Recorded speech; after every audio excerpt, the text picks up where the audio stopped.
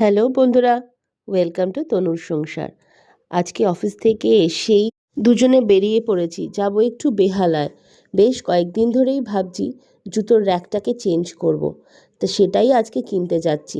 আসলে কৌশিক আর বাবান সারা বছর ধরে জামার থেকে জুতো এত বেশি কেনে যে ওগুলো রাখার জন্য সত্যিই একটা বড়সড় জুতোর সেলফের আমাদের খুব প্রয়োজন হয়ে পড়েছিল। জিনিসটা বেশ হালকা ফুলকাই আছে। আমি আর কৌশিক দুজন মিলেই স্কুটিতে বসিয়ে নিয়ে চলে যেতে পারবো। আমরা যে যাব বা গেছি সেটা ছোটটা জানতো না, ওর পড়া ছিল। টিউশন থেকে ফিরে জিনিসটা দেখেই ব্যাস চলে এলো খবরদারি করতে। বাড়িতে একটা কিছু নতুন জিনিস শুধু আসার অপেক্ষা। সে এইটুকুনি একটা ছোট সেফটি পিন হোক বা বড় কিছু জিনিস, বাপেতে বেটাতে মিলে সেটার পরীক্ষা নিরীক্ষা করবে মোটামুটি ঘন্টা দেড়েক দুয়েক ধরে। আজও তার কিছু অন্যথা হয়নি। জিজ্ঞেস করতে বলে কি, দেখে নিচ্ছে ওরা কোন কবজা কোন নাট সব ঠিকঠাক চলছে কি না, ঠিকঠাক করে লক হচ্ছে কি না, এই বিভিন্ন জিনিস।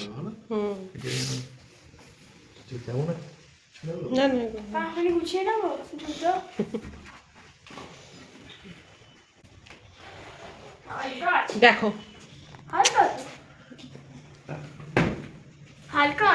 সাজিয়ে ফেলো, সাজিয়ে ফেলো আর ওটাকে ছাদে রেখে দাও। এখন না বাবা, এখন না, নোংরা হবে চারিদিকে, সাইড করো। না, এদের চক্করে থাকলে আমার রাতের রান্না হবে না, আর আমার রাতের রান্না না হলে একটারও খাওয়া হবে না। আবদার শুনলে না এদের হাসিও পায়, রাগও লাগে। এই এখন ভর রাত্রিবেলা নাকি আমি জুতোর সেলফ সাজাতে বসবো। কেন, কালকে সকালবেলা সাজালে কি প্রবলেমটা হয়? না, নতুন জিনিস মানে এক্ষুনি এক্ষুনি সেটাকে নিয়ে বসতে হবে। এদিকে আমার আন্দাজ ছিল যে জিনিসটা আসার পরে এইরকম কিছু একটা গন্ডগোল বাঁধবে।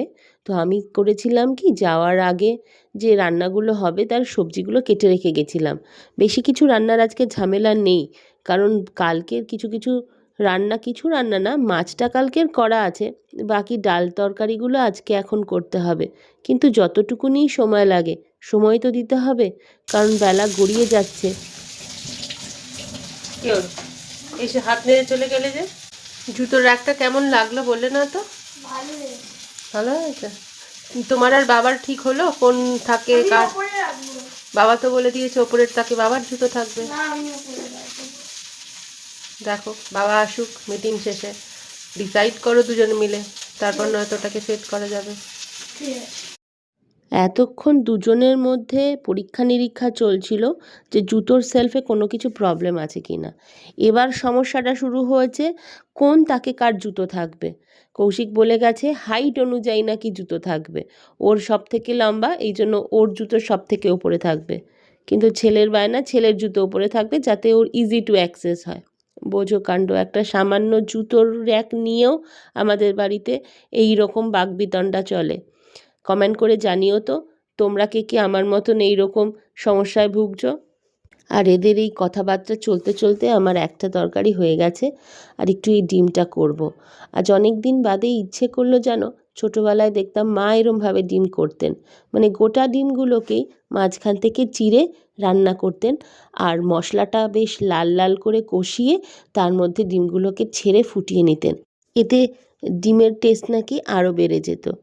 সেটা হতো কি না জানি না, তবে আমাদের খেতেই ভালোই লাগতো। চলো তবে, গল্প করতে করতে অনেকটাই রাত হয়ে গেছে আজকের ভিডিওটা, তাই আমি এখানেই শেষ করলাম। ভিডিওটা তোমাদের যদি ভালো লেগে থাকে অবশ্যই ভিডিওটাতে একটা লাইক করে দিও, আর সেই সাথে চ্যানেলটাকে সাবস্ক্রাইব করে রেখো। আর হ্যাঁ, কমেন্টে জানাতে ভুলো না কিন্তু। টাটা।